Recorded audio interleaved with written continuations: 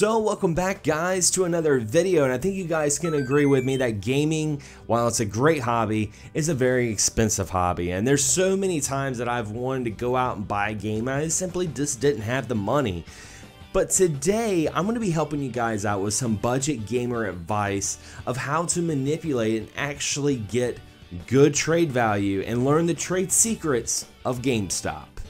Now, we've all seen the memes, and I think all of us can relate that GameStop initially doesn't give a good amount of store credit.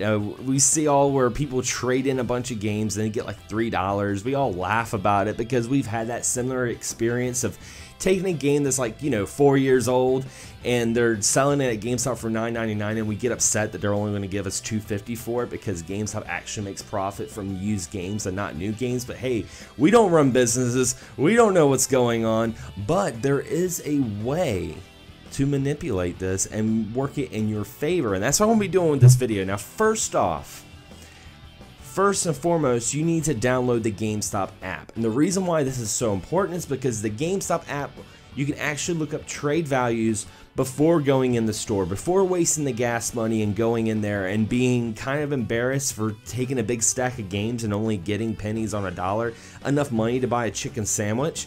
You're like, okay, I kind of know what I'm getting myself into. And the reason why it's also very important is because when you go to places like maybe a pawn shop or Goodwill and you find a couple of games that not necessarily you want to play, you can look up the trade value and see that, hey, this game's actually going for a pretty good amount and I'm only spending half the cost. Instant profit right there. Also, with the GameStop app, you'll be up to date on the trade promos, and this is so important.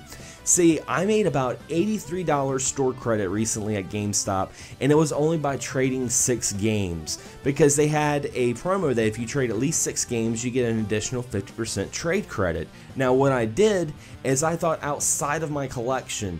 I grabbed about 4 games in my collection that I knew I couldn't sell on eBay, that I wouldn't make any sort of profit whatsoever, and I used that as kind of like the budget pusher towards what I was really going out to do. And this is my other advice, is to go to Redbox. Go to Redbox because you can actually buy games at Redbox, and some of them are pretty affordable, and coincidentally they actually offer pretty good trade credit.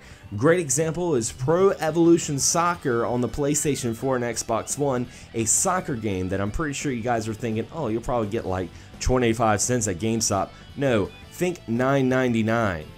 That's right, you're getting $10 for a game that you bought at Redbox for $5, so that's $5 profit right there. Also, Hitman Season 1 on the PlayStation 4 and Xbox One. You get it at Redbox for $9.99, trade it into GameStop for 15 bucks. Right there, you got a good amount of money, a good chunk change to put towards that new title. Then you take those 4 games that were in your collection that you weren't getting anything for off of eBay, you add it in, get the extra 50% trading credit, and boom, that's how I ended up with $83 store credit. And I was able to pay off a whole game and pre-order a good game and just put a little bit of money towards it. So when people say that GameStop gives no good trade credits, you're not thinking outside the box. You gotta hustle a little bit. Sometimes you might have to spend a little bit of money to make money, but that's real life. That's what you have to do sometimes. But yeah, guys, I wanted to give some advice again on how to get good trade credit at GameStop. Again, I'll go back over the steps. Download the GameStop app. Download the Redbox app so you can know if these games are available in your area. And think outside of your collection. Just because you have a game in your collection doesn't necessarily mean you need to use that to trade into GameStop. But anyway, guys, I hope this video helped you out and you can use these tools to go towards some new games. If you guys enjoyed this video, be sure to leave a comment, and also if you want to fully support the channel, be sure to hit the bell. It's going to be beside the subscription button, and this will notify you on all future videos that are coming out on this channel. Anyway, guys, as always, thanks for watching, thanks for subscribing, and as always, happy gaming.